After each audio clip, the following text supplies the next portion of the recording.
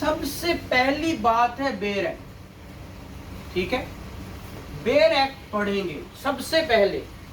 अगर इसके अलावा आप चले गए कमेंट्री में, you are on initial stage, किस पे इनिशियल स्टेज, आपने अभी तक बेयर एक्ट की लैंग्वेज ही नहीं पढ़ी, ठीक है। मैडम ने ये बाकी जिसने प्रैक्टिस की हुई है ना, उनको पता है, उन्होंने लैंग्वेज पढ़ी हुई है, उन्होंने सुनी भी हुई है। मगर अगर हम रोज बोलते हैं फर्दर इंक्वायरी का केस है जनाब, अब फर्दर इंक्वायरी मेरी बलाजा ने क्या है, कहाँ लिखी हुई है। अगर मैं आपको कमेंट कहूँ कि भाई बेटा कल आपने 497 और 498 अगर सीआरपीसी है तो वो आपने पढ़ के कमेंट्री के साथ आना है, तो सर जी ए गल है तो लिखी नहीं हुई। तो जैसे आपको कल एक बंदी आपसे लड़ रही है, तो अभी आप कह रहे हैं वो आपको पता है वो क्या बंदी है, वो वटएवर कोई भी है, मुझे किसी से कुछ नहीं लेना देना। वो हम लोगों को समझ नहीं, हमें कुछ भी नहीं आता, हम कीड़े मकोड़े हैं, वो पाएगी वकील है। देखिए बेटा बात पता है क्या है, मेरे पास पिछले दिनों ना एक 15 साल वकालत वाला, जिस वक्त मैं पढ़ाना शुरू किया ना, तो मैंने एएसजे को पढ़ाना शुरू किया था। एएसजे की क्लास थी 2 साल, तकरीबन वो उनको क्या होगा, उनकी प्रैक्टिस कम से कम मिनिमम 35 साल एज होती है, 10 साल प्रैक्टिस होती है। तो वो 200 बच्चा था, उनमें से मेजोरिटी तो ऐसी थी कि नहीं नोइंग ही नहीं थे, लेकिन एक उनमें से बड़ा ही खूबसूरत प्रैक्टिस वाला वो पिंडी का था, वो बड़ी प्रैक्टिस की हुई थी।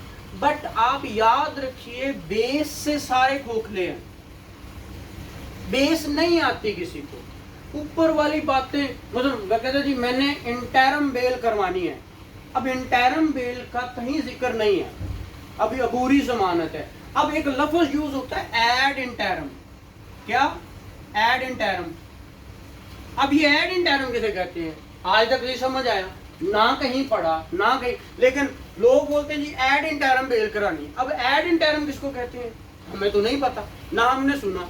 अब इंटरम मैंने पहले दिन बताया अबूरी, ठीक है।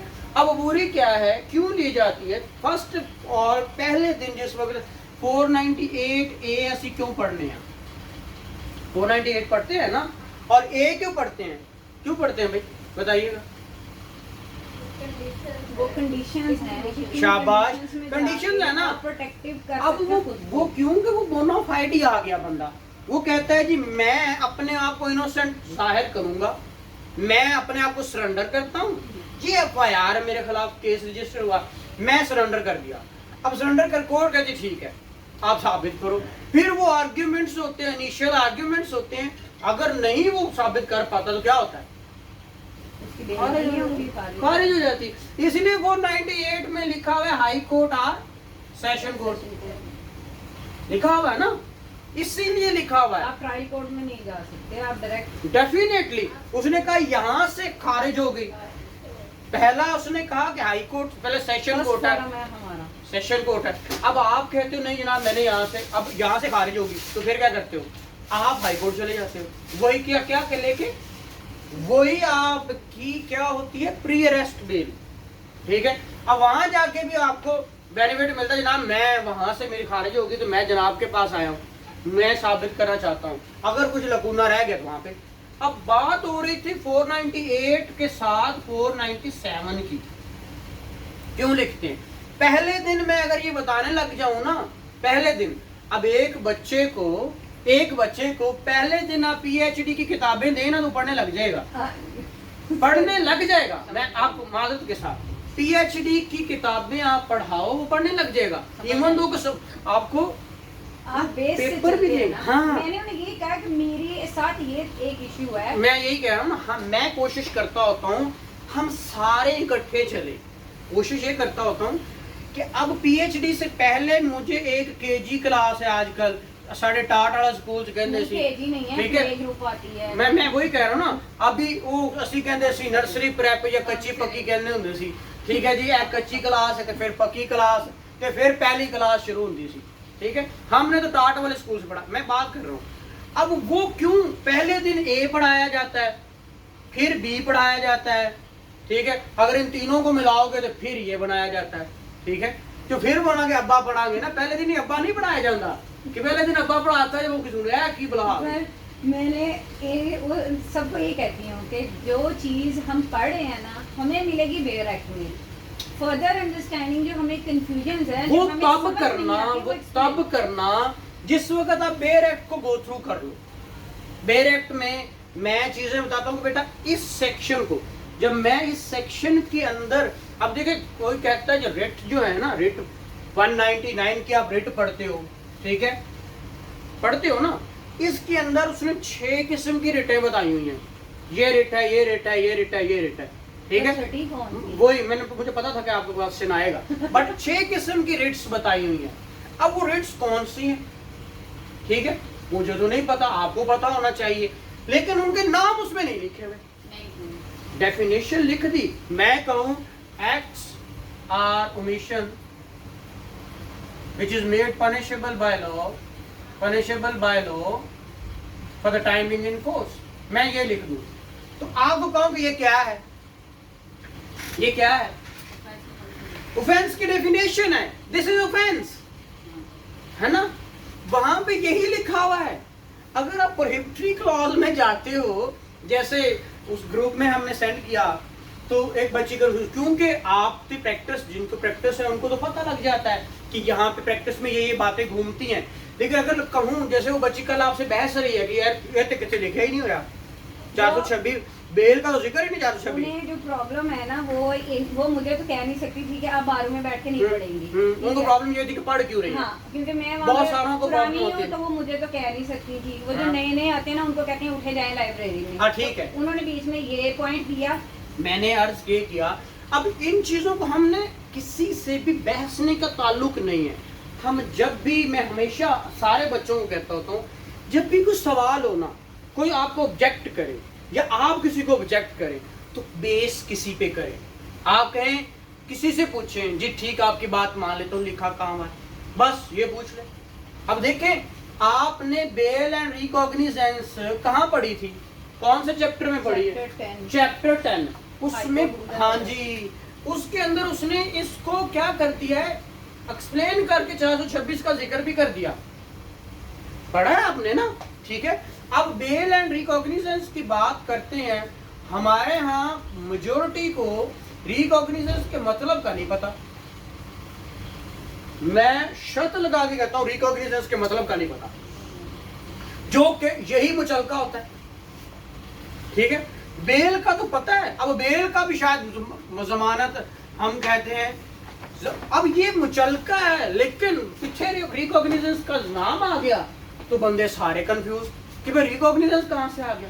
तो ये चैप्टर 10 आपका high court rules and order बता रहा है, वॉल्यूम 3। अब जिस वक्त भी आपको किसी ने कुछ कहा या आपने किसी को कुछ कहना है, तो लॉजिक कैसे आती है, आपने उसको एक रेफर कर देना है कि भाई ये पढ़ने हैं आपने जाके। पिछले दिनों मैं पढ़ा रहा था कंप्लेक्स की डेफिनेशन और कंप्लेक्स, वो उधर एकेडमी में, जो दूसरी एकेडमी में, तो वहां पे मैंने कहा कि कन्फेशन जो होती है, कन्फेशनल स्टेटमेंट और कन्फेशन दोनों चीजें हैं।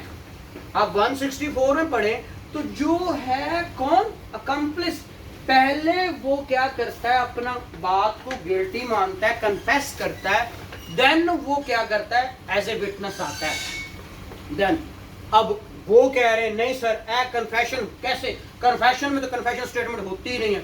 एक बच्ची की 10-12 साल प्रैक्टिस, वो बहस ही जाए। मैंने कहा बेटा मेरे से बहसने की जरूरत नहीं है, मैं आपको चैप्टर 14 किसका and 13 high court rules and orders का रेफर कर देता हूँ, वो पढ़ लीजिए। जब वो पढ़ लेंगे तो आपको वो जिक्र आपको बखूबी अंदाजा भी हो जाएगा। मैंने पूछा कि ये कहाँ लिखा हुआ, कहते लिखा नहीं हुआ सर जी, मैंने कहीं पढ़ा था।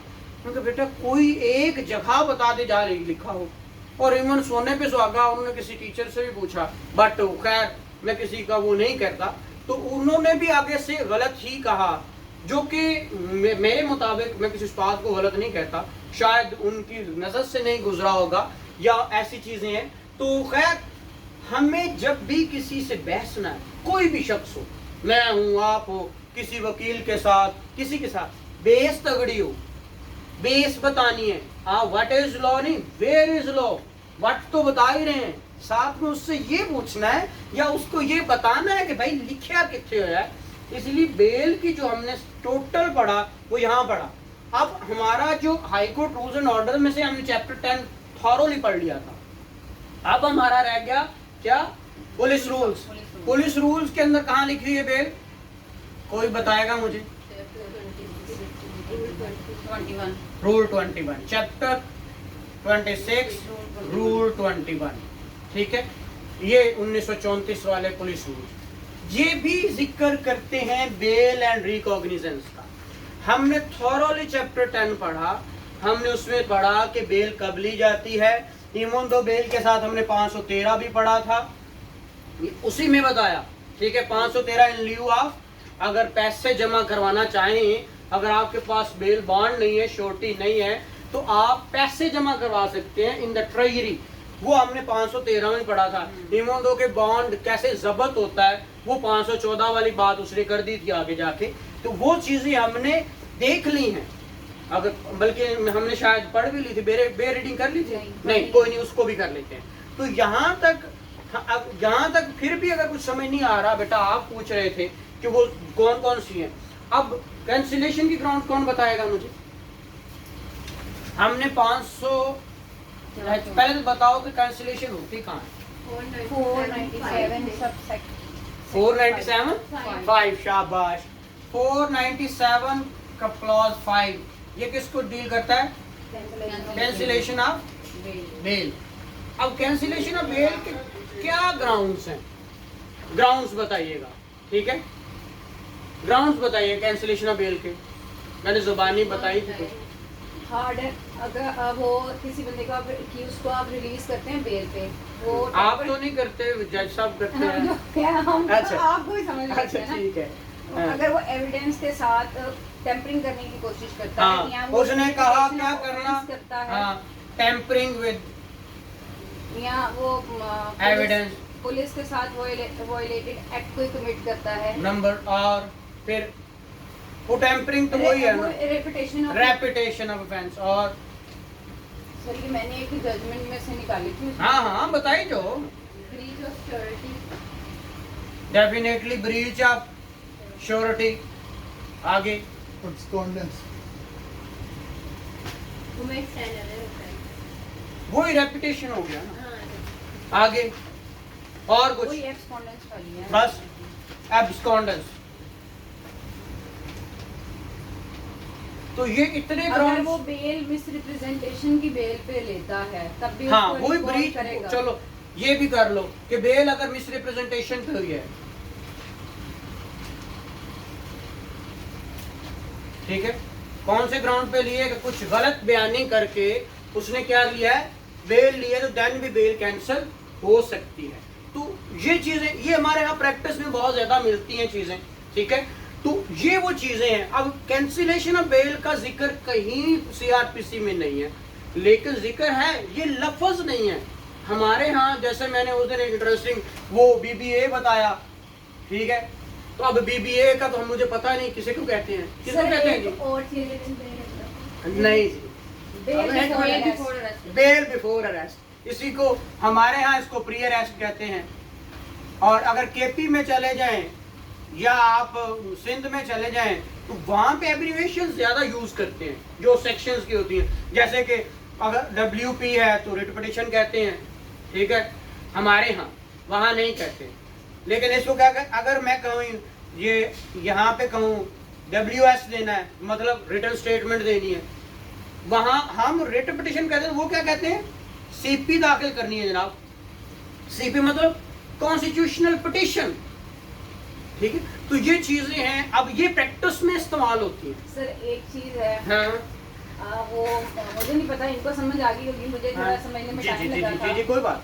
वो जो हम पढ़ते हैं ना, अरेस्टेड और detained by an police officer in charge और अपीयर्स अब्रॉड बिफोर द, दो लफ्ज मैं हमेशा बताता हूँ। अब देखिए, एक होता है अपीयर और एक होता है ब्रॉड। अब अपीयर का मतलब है आना सामने, मैं खुद आ गया, पकड़ा नहीं हुआ बंदा, अरेस्ट नहीं है। सर यही मैंने आपसे पूछना था, यही वर्ड्स हमें 496 में मिलते मैं हैं, यही कह 497 में भी यही है। हाँ डेफिनेटली, मैं इसलिए तो कह रहा था, अभी मैं आपको कंफ्यूज नहीं कर रहा। अगर आप प्री अरेस्ट में जाएंगे तो प्री अरेस्ट के ग्राउंड तो कहीं आए ही नहीं नहीं है तो कहाँ से आएंगे ग्राउंड? नहीं है मैंने राज। तो फिर वो ढूंढे जो है वो अलग बात है, ठीक है, बट ग्राउंड तो सारे इसमें है, नहीं मुझे ये इसीलिए तो हम इसको ऑब्लीक कर देते हैं, ठीक है। या आपको बहुत सारे ग्राउंड मिल जाते हैं, ये इनोसेंट है जनाब, ये फलाना है जनाब, ये कहाँ से, वो बात की बात है। ग्राउंड्स तो हम जनरल रूल्स की ग्राउंड्स में से निकालते मैं वही तो अर्ज कर रहा हूँ। इस अब ब्रॉड का मतलब क्या होता है? लेके आना, मतलब यहाँ बंदा अरेस्ट है।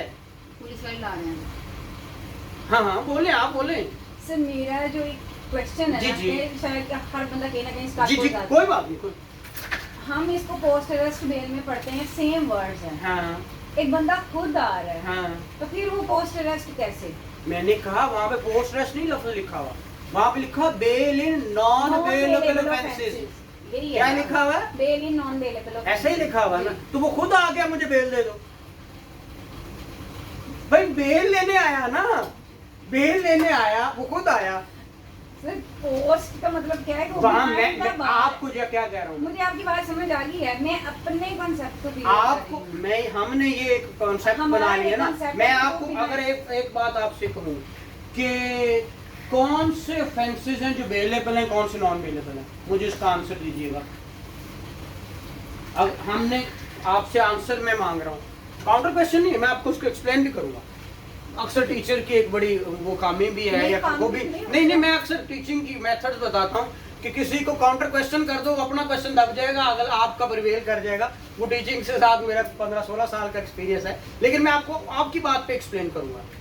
लफ्ज मैं क्या कह रहा था आपको, बेल किन में होती है, कौन से बेलेबल ऑफेंसेस होते हैं? मुझे सिंपल, आप प्रैक्टिसिंग हैं, बताइएगा, जो प्रैक्टिस करते हैं। आपने वही काम किया, मेरा क्वेश्चन दब गया। नहीं दबेगा, नहीं दबेगा, मुझे ये भी भूल यही गया। रहेगा, यही रहेगा। मुझे ये भी भूल गया। मैं वो क्वेश्चन पे वापस आऊंगा, ये लिखा हुआ।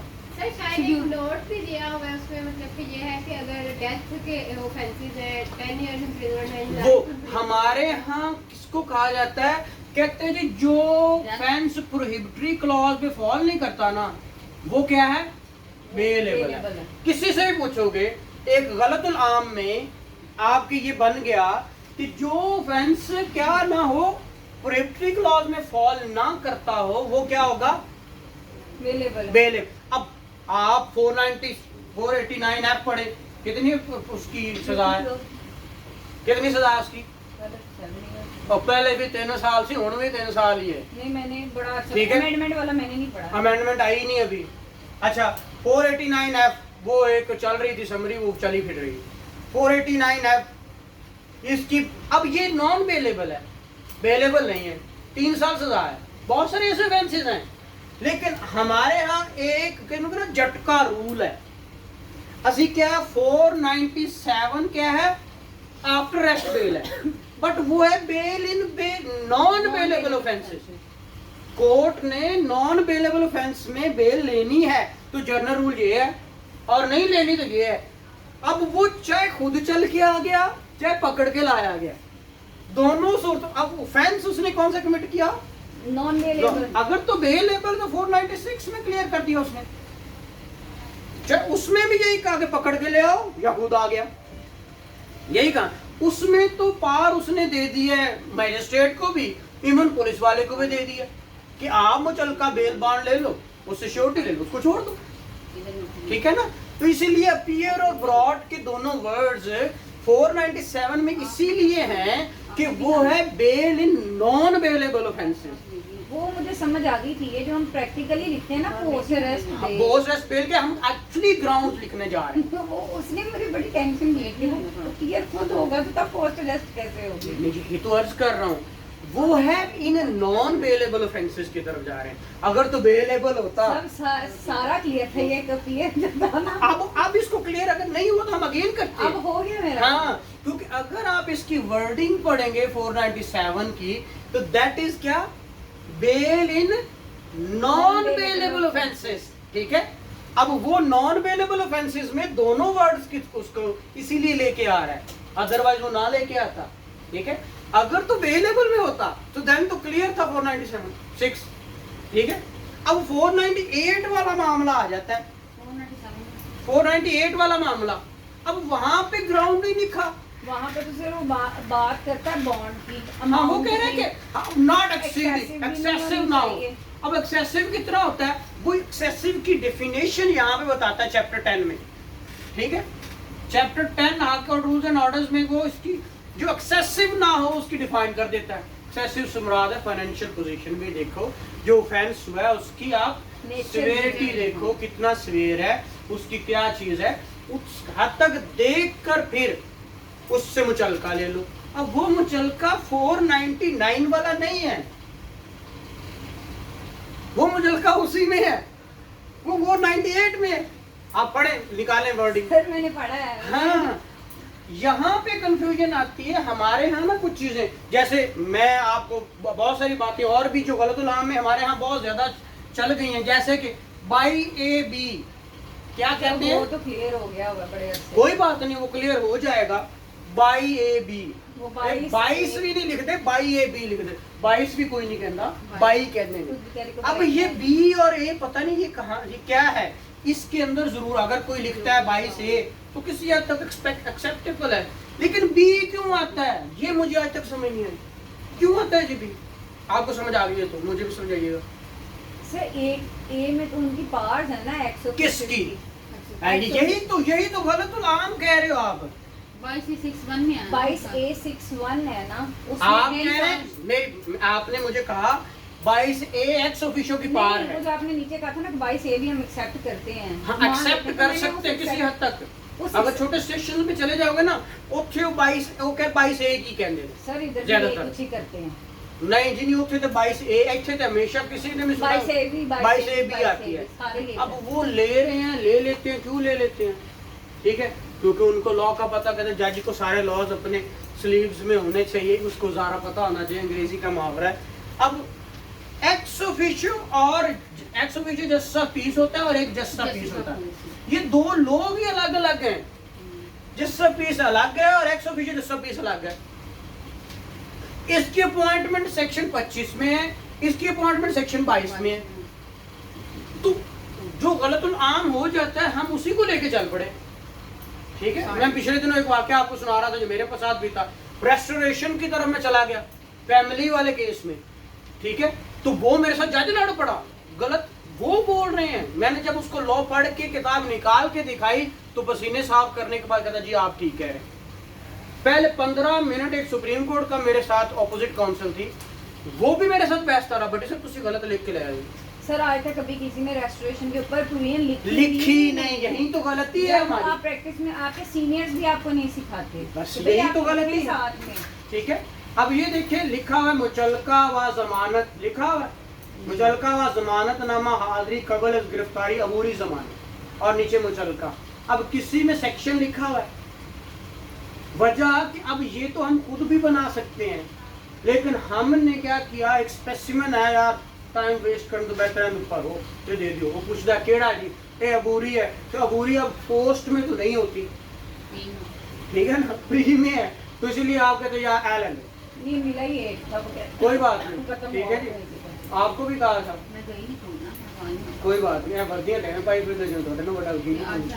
अच्छा, इसी तरह बाहुकुम अदालत जनाब, फिर बादालत जनाब, इन दो अल्फाज का क्या मतलब मुझे ये समझाइएगा।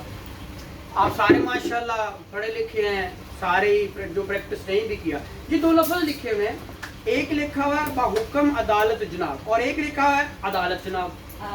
इनका जी आप बताइएगा मैडम, वो जो ऑर्डर है वो किस अदालत का, वो उसका नाम ऊपर आ जाएगा, हाँ, और नीचे किस अदालत में चलता नहीं, वो सेम अदालत होते दोनों, सेम कोर्ट है जी।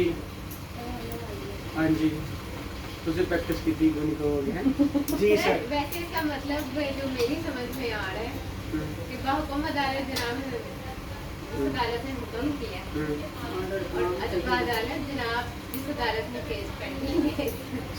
जी तुसी दसो जी। मेरे दिमाग में भी नहीं आया। दोनों अच्छा, सेम कोड अब आएंगे ना। नहीं बताया सही, इसने भी सही बताया था, लेकिन जहाँ बताते हैं ना थोड़ा जो कि गलत तुक्का भी लग गया लिखने के नहीं लिए। लगाया। मैं बताता हूँ, बाज औकात होता है बेल हाई कोर्ट ने ली है और ऑर्डर कर देता है कि मुचलका आप जाके दे सेशन कोर्ट में, ठीक है, या आप फलां जगह पे जाके दे, तो मुचलके के लिए वो अलग से किसी ऑर्डर किसी भी अदालत को कर देता है। तो इसीलिए हुक्म इसने किया है तो मैं मुचलका यहाँ जमा करवा रहा हूँ, इस वजह से होता है। बेसिकली दोनों एक ही होते हैं कोड। मैंने कहा बात जैसे होता है, लेकिन बाज़ औक़ात हो जाता हाँ है। जी। अगर हाई कोर्ट ने लिया तो वो कहेगा कि सेशन कोर्ट में जाकर मुचलका जमा करा, या आप चले जाओ मैजिस्ट्रेट के पास मुचलका जमा करा, तो वो यहाँ पे फिर वो लिखना होगा। सर ये बेसिकली तो समटाइम्स ये भी होता है, वो कहते हैं कि आपने इधर हाई कोर्ट से बेल ली है ना, तो आपने अदर डिस्ट्रिक्ट के तब उधर जाके मैं चलता मैं यही बात कर रहा हूँ, तो फिर वहाँ पे ये सेम नहीं लिखना, ऊपर हाई कोर्ट अदालत आलिया जनाब लाहौर आ जाएगा नीचे और नीचे जनाब कौन सा है मुतलका जज आ जाएगा, फिर जेर दफा दूर वो वाला ठीक है, फिर मुकदमा जेर तफ्तीश थाने का नाम, फिर उसका बंदे का मन का बल्द कौम साकन जिस थाना, में जाना हमें है, इतना अपाहिज कर दिया गया कि ਇੱਥੇ ही भर लो, ਤੁਹਾਡੇ को लिखा नहीं जाना। सर मुझे पता नहीं आता उर्दू ठीक है, में, इंग्लिश में कोई पढ़ना बात नहीं, नहीं, ये क्या लिखा का हूँ, मतलब ए जरा बंदा है ਇੱਥੇ ਦਾ है। हाँ, जिस आगे जा रहे हैं। जो कि मुकदमा, अब बहुत सारे बच्चे ऐसे हैं उनको ये वाकई नहीं भरना आता, 10 दफा गलती करते के बाद ओए ऐ नहीं लिखना सी, ऐ लिखना सी, क्यों लिखना सी, क्योंकि ये पढ़ के पता ही नहीं लगता कि मैंने क्या पढ़ना है। ये तो सिंपल अंडरस्टैंडिंग है ये उर्दू में। नहीं ना पुत्र, जिसको जो नया आया है ना, पहले दिन आके कहेगा पता नहीं ऐसे एदेश की लिखना एदेश की सही लिखना। बात है। हाँ सही बात है, ऐसी बात है। अभी तक समन हाँ, तनकीद अभी तो नहीं नया करने तो आती बढ़िया लोगों को, समन तनकीद तर्क जो हम पढ़ते हैं वो अब भी मैं नहीं पूछ लूँ आते। तनकीद किसे कहते हैं, तो ये बता सकते हो। इश्यूज तो हाँ जी, ठीक है। तो अब समन तनकीद कब किए जाते हैं? इश्यूज फ्रेम करने से पहले उन्हें बुलाया जाता है ना तलबी के लिए, तो तब बाद में नहीं कर सकते। बाद Parents और parents और फिर parents और- पेरेंट्स के लिए भी होता है, लेकिन वो समन तनकीद तर्क जो हम Framing- फ्रेमिंग ऑफ इशू से पहले भी भेजा जाता है, हाँ। भगवान फिर बाद में भी, क्योंकि उसमें वो प्री ट्रायल और पोस्ट ट्रायल ये फैमिली में जाते हैं। नहीं दूसरे नहीं। सर उस सिविल में भी जाते हैं। सिविल में मैंने आज तक नहीं चलो देखी, कोई मुझे बात नहीं नहीं। पता। ठीक है, अब समन्स दो तरह के होते हैं, एक तो उस अब दूसरे ऑर्डर 5 देखेंगे ना, तो उसके अंदर वो दोनों, हाँ दोनों ही लिखते हैं। खैर वो हम सिविल की तरफ आएंगे, इसलिए अभी तो आपको जो मुश्किल लगते हैं ये इतना इंटरेस्टिंग है कि आप सोच नहीं सर सकते। मुश्किल नहीं है, हम सारा- पढ़ते नहीं हैं। मेरा पुत्र यही थे मैं गाल करने और मैं की मुश्किल हम होती किताबें नहीं पढ़ रहे हो ना, मैंने तो इन्हें कल भी कहा था, ठीक है। सिर्फ हम नंबर स्कोरिंग के लिए ना अपने नंबर्स के लिए कभी ना पढ़ना, मैं आप रोज सारा वो हो जब जाता हूँ, पार्ट 1 2 में थे तब तो इसी नंबर वो तो फिर हमें बताया जो नहीं गया था ना। तो फिर उसके बाद हमने हम कसूर लेवल नहीं या करते। यहाँ बैठेगा होता है, यहाँ बैठूंगा भी होता है कहीं किसी हद तक, फिर हम- बल्कि इनको भेजने वालों के ऊपर भी कसूर होता है कि ना उन्होंने कभी जाके किसी से पूछा, ना इन्होंने घर जाके बताया, इन्हें सवाल भी नहीं करना किसी ने।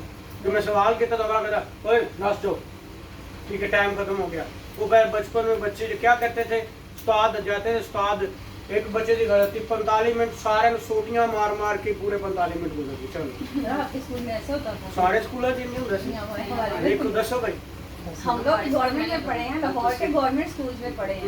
ਤੁਸੀਂ ਤੁਹਾਡੀ ਮਾਸਟਰੀਆਂ ਸਨ, ਸਾਡੇ ਮਾਸਟਰ ਸੀ। हाँ, ये भी होता है। ਸਾਡੇ ਵਾਲੇ ਵਾਲਾ ਸਾਹਿਬ ਜਾ ਕੇ ਕਹਿੰਦੇ ਹੁੰਦੇ ਸਨ ਕਿ ਹੱਡੀਆਂ ਸਾਡੀਆਂ ਤੇ ਚੰਮ ਤੁਹਾਡੀ। मीनिंग देर भाई कि ऐसा भावे गोश्त ही ला दो पर मुंडा पढ़ना चाहिए। खैर तो ये सूरत हाल है इसके अंदर। अब आप आगे क्या देख रहे हैं, तो क्या हो गया, बंद कर ठीक है, इतनी लंबी तो देर तक नहीं। तो सर आप इसको एडिट कर